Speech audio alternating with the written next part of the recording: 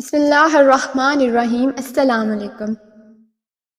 آج کی ہماری کہانی ہے 3 افراد کی، کوڑھی، گنجے اور اندھے کی، جن کو اللہ تعالیٰ نے آزمائش میں ڈالا اور فرشتہ بھیجا کہ دیکھو یہ آزمائش میں پورے اترتے ہیں یا نہیں۔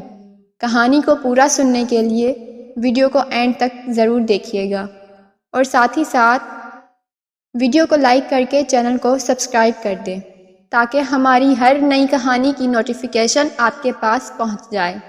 کوڑھی، گنجے اور اندھے کا امتحان۔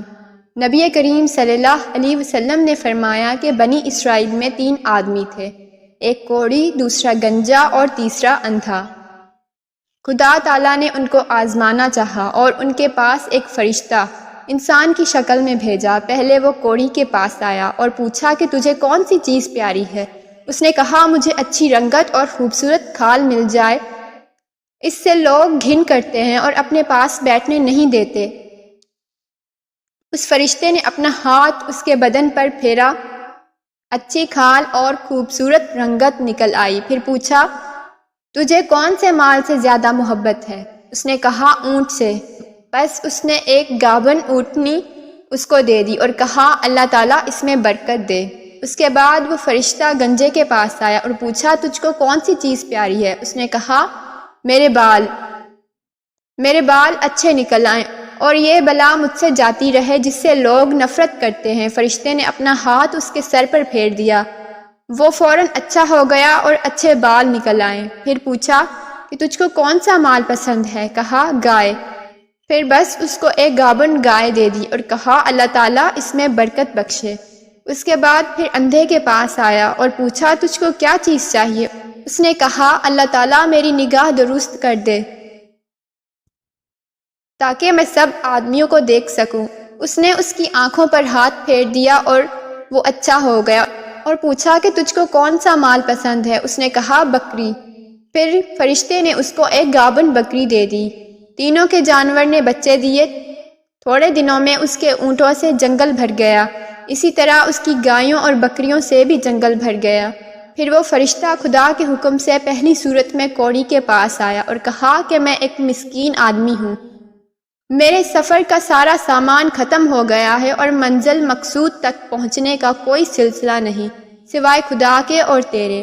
میں مانگتا ہوں اس اللہ کے نام سے جس نے تجھ کو اچھی رنگت اور عمدہ کھال عنایت فرمائی، میں تجھ سے ایک اونٹ مانگتا ہوں کہ اس پر سوار ہو کر اپنے گھر پہنچ جاؤں۔ اس کوڑھے نے کہا یہاں سے چلا جا، مجھے بہت سے حقوق ادا کرنے ہیں، تجھے دینے کی اس میں گنجائش نہیں۔ فرشتے نے کہا کہ شاید تجھ کو میں جانتا ہوں، کیا تو پہلے کوڑھی ہی تھا کہ لوگ تجھ سے گھن و نفرت کرتے تھے، اور کیا تو مفلس نہ تھا، پھر تجھ کو خدا نے اس قدر مال عنایت فرمایا؟ اس کوڑھی نے کہا واہ کیا خوب، یہ مال تو میری کئی پشتوں سے باپ دادا کے وقت سے چلا آ رہا ہے۔ فرشتے نے کہا اگر تو جھوٹا ہے تو خدا تجھ کو ویسا ہی کر دے جیسا کہ تو پہلے تھا۔ اس کے بعد دوسرے شخص یعنی گنجے کے پاس پہنچایا اور اسی طرح اس نے پھر سے سوال کیا، اس نے بھی ویسا ہی جواب دیا۔ فرشتے نے کہا اگر تو جھوٹا ہے تو خدا تجھ کو ویسا ہی کر دے جیسا تو پہلے تھا۔ اس کے بعد پھر وہ اندھے کے پاس گیا اور کہا کہ میں مسافر ہوں اور میرے پاس سامان نہیں ہے، آج بس خدا کے اور پھر تیرے کوئی میرا وسیلہ نہیں ہے، میں مانگتا ہوں اس کے نام پر جس نے دوبارہ تجھ کو نگاہ بخشی۔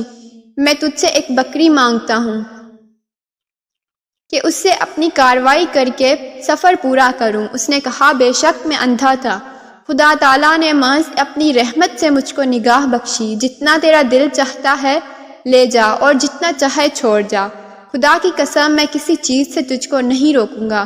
فرشتے نے کہا کہ تو اپنا مال اپنے پاس رکھ، مجھے کچھ بھی نہیں چاہیے، فقط تم تینوں کی آزمائش مقصود تھی، سو وہ پوری ہو گئی۔ خدا تجھ سے راضی ہو اور ان دونوں سے ناراض ہو۔ اس واقعے سے آپ خیال کریں کہ ان دونوں کوڑھی گنجے کو ناشکری کا کیا نتیجہ ملا کہ ان سے تمام نعمت چھین لی گئی، جیسے تھے ویسے ہی ہو گئے اور خدا ان سے ناراض ہو گیا، دنیا اور آخرت دونوں میں نامراد ہوئے۔ اس اندھے کو شکر خداوندی کی وجہ سے کیا عوض ملا کہ اس کے مال میں مزید اضافہ ہو گیا۔ خدا اس سے راضی ہوا اور دنیا اور آخرت دونوں میں کامیاب ہوا۔ اس لیے ہمیں بھی چاہیے کہ ہم کسی چیز میں لالچ نہ کریں۔ ہمیں خدا جتنا دے اتنے پر ہی ہمیں صبر و شکر سے گزارا کرنا چاہیے۔ گنجے اور کوڑی کی طرح ہمیں ناشکرا نہیں ہونا چاہیے۔